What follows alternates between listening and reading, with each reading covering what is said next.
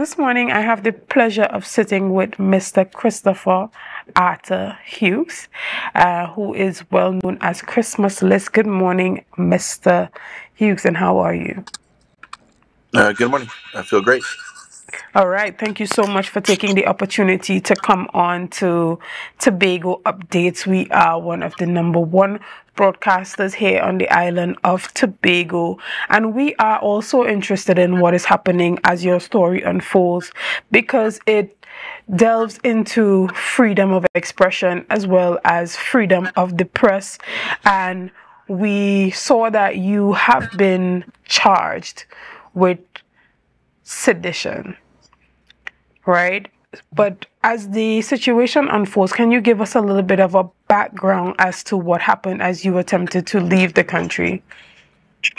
Yes. So prior to booking a ticket and leaving, the police had arrived at my location of residence with a search warrant and a list of charges, all of which were related to gang activity. My items were confiscated, all electronics, cameras, etc. And I was not arrested. I was brought in for questioning. But that questioning also included the inability to leave. So I was also warned that if I tried to leave, I would be arrested. And I guess that's how the last 7 days of my life have landed me in the position I'm in right now today. And I know that you did not come to Trinidad and Tobago expecting to receive such a response for covering the type of stories that you have been covering. How was your interaction with the police so far? Yeah, I'm by no means an expert in interrogation. I believe they have a job they are doing. I still, in my eyes, I'm 100% innocent. I'm not going to be pleading guilty on any charge that's in front of the courts. The very basics, without me getting into the exact details of my case, is I'm being charged because somebody in one of my videos said something that the government feels is deemed as dangerous. And you spoke about freedom of the press, and that's a topic that I'm sure will come up during my proceedings. It was nothing that I verbalized, but it was something that a stranger that I was questioning in a video said that has me in this hot water right now. Can you understand where the type of content that you would have been putting out there on your channel may have negatively reflected how the government is dealing with crime and dealing with gang violence in Trinidad and Tobago, and how that could have led them to pursuing you in this way? Um, yes and no. You know, the realist in me understands that if a tourist or anybody for that matter that's in media publishes crime and the reality, it shines a light on some negative issues that we all wish did not exist. But the reality is it does exist. Um, Before I came to Trinidad, it exists, and thereafter, you're in mainstream media. I'm sure you realize by looking through the daily newspaper headlines that crime, violence, murder, robbery, abduction are like daily activities here in Trinidad. I wish that was not the case. I wish we could talk about how incredible the food is and the culture and the people, which they are. But the reality is there's a real crime problem. This beautiful country named Trinidad and Tobago should not. I wish the highlight was not gang activity. I'll put it that way. But you know what I do is I go to places and I give people the voice. If there was a tornado in Japan that destroyed millions of homes, I would go there and document the grieving and crying people, the victims of the problem. Now, I've never had an issue in any other country when recording with my camera. That might be different on the day I go to North Korea. But I thought I was in Trinidad and Tobago, not North Korea, and I did believe I had the basic human rights to record and have conversations with strangers freely. So that's what I'll end up fighting for in court. Understood. And in retrospect, what would you have done differently? Because there is the conversation about what would have happened had you gone back to Canada and then posted the content. Then, in retrospect, Right. what would you have done differently? Yeah. I'm a father of three, and I teach my children to be accountable for their actions. I don't look back and think about what would have happened or what could have happened, because it didn't happen. I did post the videos, and I'm in Trinidad. I must abide by the laws of Trinidad. So, uh, you know, again, I'm accountable for my actions, and I'm confident that a judge will see that I had no motive, or intentions or malice intentions. For anybody that follows my content, the video I'm most proud of is the march that I did through the streets with the mothers of people that have passed away to violence. My intention was never to make Trinidad look bad. I film a lot of other videos outside of the gang style videos. What I would say is, instead of what would I change, I wouldn't change anything. I've learned something from the experience, that when I'm walking through the streets and I have a camera, I am accountable for what I publish. So I really have to pay attention to what the people are saying to ensure it's not breaking any laws, whatever city or country that I'm in. And has this experience painted a negative light on Trinidad and Tobago for you? Would you be visiting again after this? Hopefully, first of all, hopefully Trinidad and Tobago will welcome me back again. And you know what? It's quite the opposite. The support I've gotten, I've only been out about 24 hours, and just walking through the streets and the horn honking and fists in the air and, Chris, we support you. I loved the country before I went to jail, and I'll tell you what, the support of the people here, and it's not that I'm requesting it. This is general, like, just as it's real. How do I say I love the country more now after 6 days in jail than I did before? And I don't blame anyone. There's nobody. I'm not blaming the government. I'm not blaming the police. Again, as a man that knows I'm not perfect, I've made mistakes in the past, and I guarantee I'll continue to make mistakes. But hopefully, I learned from this one, and I have nothing but love for the people in the country of Trinidad and Tobago. Okay, and there is speculations or persons alleging that this is all in an attempt to get you to remove the videos off of the internet because of how it exposes the fact that we may not have the handle on crime that we propose to have. What do you think about that? I agree that I don't think that you have the handle on crime. To answer that straightforward, the crime is too normalized here. Anybody I speak to has lost 10 friends to violence. So, I mean, that's not normal. But I know the police have a very difficult job. They're understaffed. So I'm not to blame anyone at all. But what I can say is, nobody during the course of I guess it's been 7 days since I've been arrested, not one individual asked me to take down a video. This interrogation or this arrest had nothing to do with me taking down videos on the day. The first opportunity I had to call my wife, which took a few days after arrest. I requested her, just out of the respect of the country that I'm visiting, that remove the videos until we figure out which video or which item, because I still don't know which video in particular offended the police or broke the law. So I just asked her to privatize the videos, but that was my own discretion. I asked the police, would you like me to remain, like, for the videos to remain down? They said, it's up to you. So the videos will be up. About 6 or 7 were published last night. And I'll go through each of the remaining videos to make sure that I'm abiding by the local laws, and they will all go back up. So just to be confirmed, there's nobody ever requested me to take these videos down. It was my personal opinion. Even my lawyers did not suggest this. This is my personal opinion. Okay, and there were headlines in the newspapers just a couple of days ago stating that Chris goes for a drive, suggesting that Yes. the police took you on a drive to many of these hotspot areas that you highlighted in order to pinpoint persons who were in your video.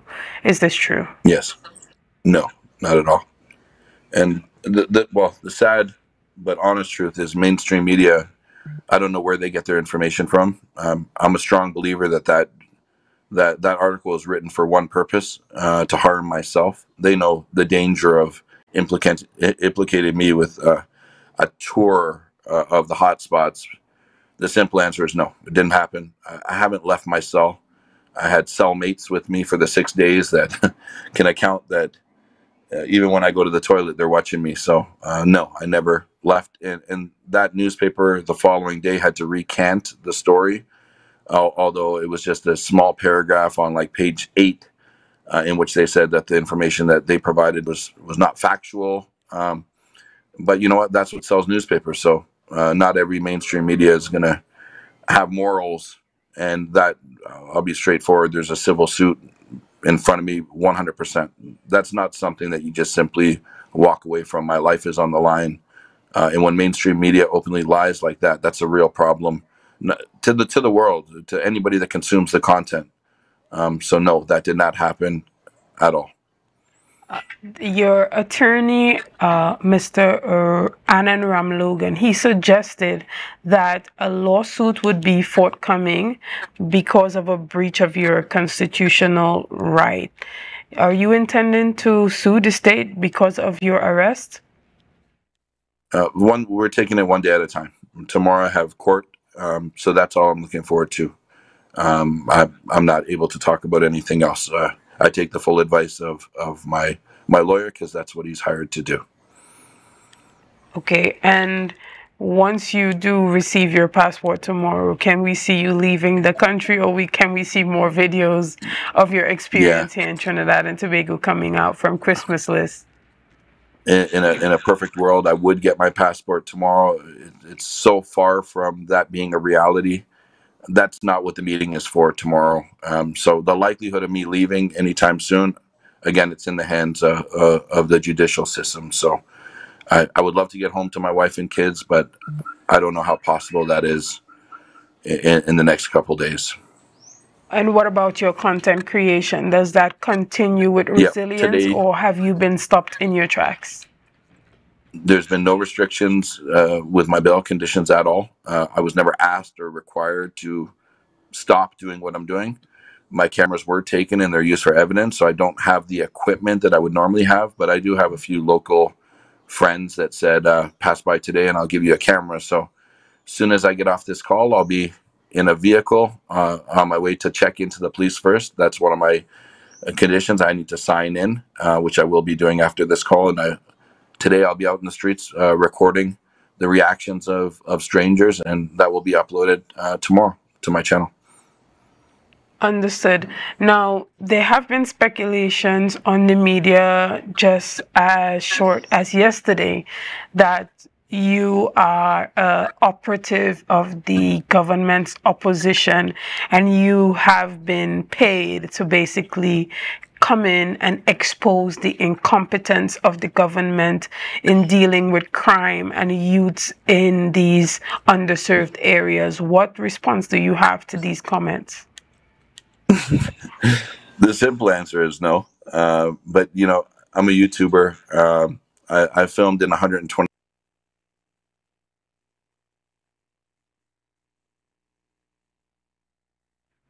Oh my, I'm sorry that we got disconnected there. That would have been very interesting to get an Countries. answer. It, it, Sorry, it's yes.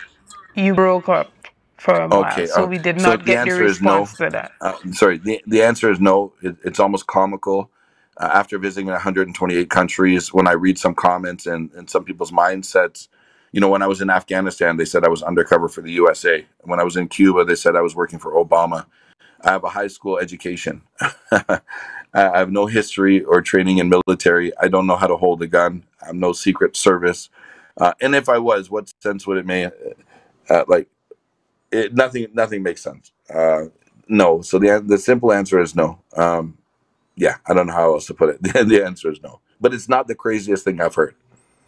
Okay.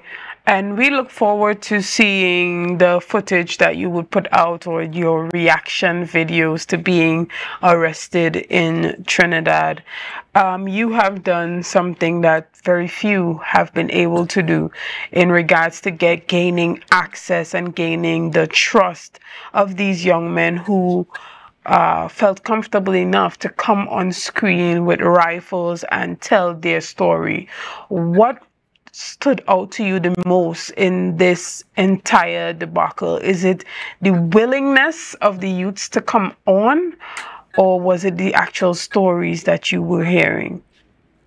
It's always the stories, the willingness. Because I've been doing this for a while, and at first, when I was new to the content creation scene, it was surprising that people would talk to me, a complete stranger. But no, it's no surprise to me anymore. These people, and I don't mean just these people in Trinidad or these people that are holding guns. I don't want to say I feel sorry for them. I do believe there are alternate options, but I also believe those options are very limited. They don't have the options I had as a child or as a youth at an adolescence level. So it's almost like a therapy to them. It's like the kind of conversation they're having with me is not the conversation they have amongst their peers in the neighborhood. So people are open book. It's like they want to tell me their whole life story. They want to let it out. So I'm not surprised that me with a little camera, a stranger, is the type of person that they feel comfortable talking to. Understood. And again, we want to thank you for coming on this morning and speaking with us. Is there anything you want to let the people know before you leave, or we see that you're alive, you're well, you're Yeah. doing okay? Yeah. Is there anything that you want to let the people know? Yeah, well, the initial thought, and even with the Canadian Embassy, is due to that front page newspaper article that I could be putting my life in danger. They really want me to sort of hide out and don't be in front of the public. I respect their decision and their opinions, but I don't know how to put this in the nicest way possible. I can't be stopped.